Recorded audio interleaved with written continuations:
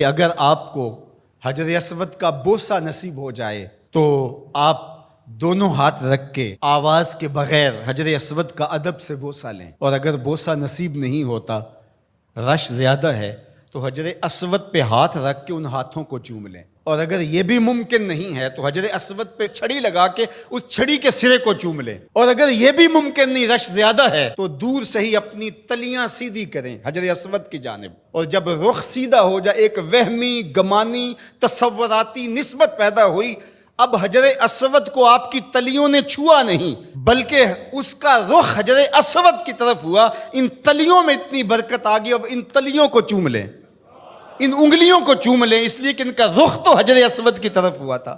تو جس پتھر پر میرے حضور کے ہونٹ لگے، جس پتھر پر میرے حضور کے لب لگے، اس پتھر کو چومنا بھی عبادت قرار پایا، اور پھر اگر تمہیں چومنے کا موقع نہیں ملتا، ہاتھ لگا کے ان ہاتھوں کو چوم لو۔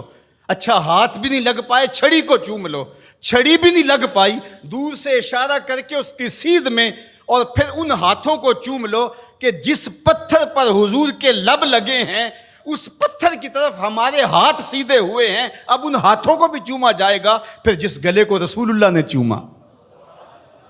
کیسے ہمت پڑی کہ اس گلے کو کاٹ دیا جائے؟ نہیں، وہ فقط گردن حسین نہیں تھی، نہیں، وہ فقط گردن حسین نہیں تھی، رسول کے بوسے کاٹے ہیں تیرے خنجر نے، تم نے رسول کی بوسہ گاہ کاٹی ہے۔ مسح النبی جبینہ فلہ بریق فی الخدود ابواہ من اولیا قریش وجدہ خیر الجدود۔ کہا کہ یہ پیشانی وہ ہے جس پیشانی کو رسول نے چوما ہے، اس گلے کو تو حضور نے چوما ہے، ان ہونٹوں کو تو حضور نے چوما ہے، اس زبان کو تو حضور نے چوما ہے۔ اللہ اکبر! یہ پورا بدن حضور کے کندھوں پہ کھیلتا رہا۔ ناز و نعم میں پلا ہوا حسین، آغوش پیمبر کا پالا ہوا حسین، فاطمہ کی گود میں کھیلنے والا حسین۔ اللہ اکبر! آج آپ ریاض الجنہ میں جاتے ہیں تو پہلے ایپ ڈاؤن لوڈ کرنا پڑتی ہے، اور پھر وقت لینا پڑتا ہے، پھر لائن میں لگ کے آپ کو ریاض الجنہ میں آدھا گھنٹہ ٹھہرنے کا موقع ملتا ہے، لیکن حسین کے گھر کا دروازہ ریاض الجنہ میں کھلتا تھا۔ جو کھیلنے کے لیے نکلیں تو سامنے مسجد نبوی کا صحن ہے، کبھی پیغمبر کی گود ہے، کبھی زہرا سلام اللہ علیہا کی گود ہے، کبھی مولا کائنات کی گود ہے، یہ حسین ابن علی ہیں۔ حضور علیہ السلام گزرتے ہیں اور حضرت امام حسین رو رہے ہیں، تو آقا کریم نے فرمایا حسین کو چپ کرواؤ، اس کا رونا مجھے اذیت دیتا ہے۔ تو بتائیے کہ جب نیزوں پہ حسین ابن علی کو پرویا گیا تو گنبد خضرا میں حضور کی کیفیت کیا ہوگی؟ جن کے دم سے دین کا بھرم قائم تھا، جو چراغے اہل وفا ہیں، جو رسول اللہ صلی اللہ علیہ وآلہ وسلم کی شبیہ تھے، جو عکس جمال مصطفیٰ ہیں، جن کو دیکھ کے محمد عربی یاد آتے ہیں، جو حضور کی گود کے پالے ہوئے، آغوش پیمبر کے پروردہ ہیں، جنہیں حضور اپنا لعاب عطا کرتے ہیں۔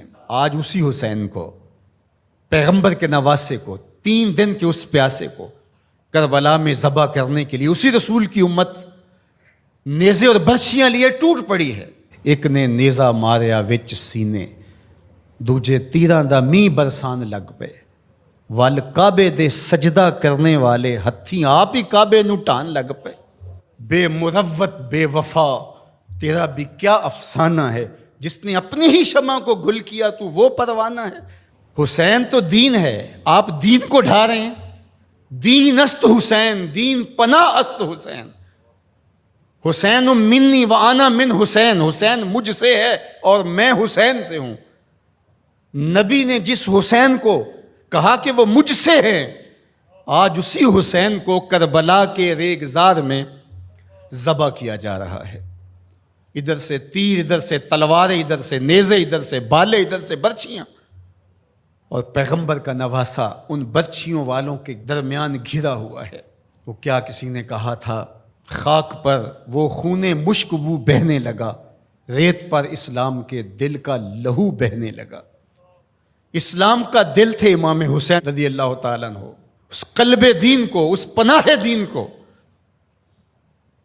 شاہ سوار دوش مصطفیٰ کو، نواسہ رسول کو، پورے بطول کو، ابن علی کو، برادر حسن رضی اللہ تعالیٰ عنہ کو آج جس طرح بے دردی سے شہید کیا جا رہا ہے. اترجو امتن قتلت حسینہ شفاعت جد ہی یوم الحسابی. وہ امت جس نے حسین کو قتل کیا وہ قیامت کے دن سے شفاعت مانگنے کیسے جائے گی؟ کیسے سوال شفاعت کا کرے گی جس نے ان کے نواسے کو شہید کر دیا؟ وہ کتنا دردناک منظر ہوگا جب قیامت کے دن سیدہ فاطمہ سلام اللہ علیہا اپنا مقدمہ لے کے رب کے حضور پیش ہوں گی اور حسین کے خون میں لتڑے ہوئے کپڑے اللہ کے حضور پیش کریں گی کہ مالک میں حسین کے خون کا حساب مانگنے آئی ہوں.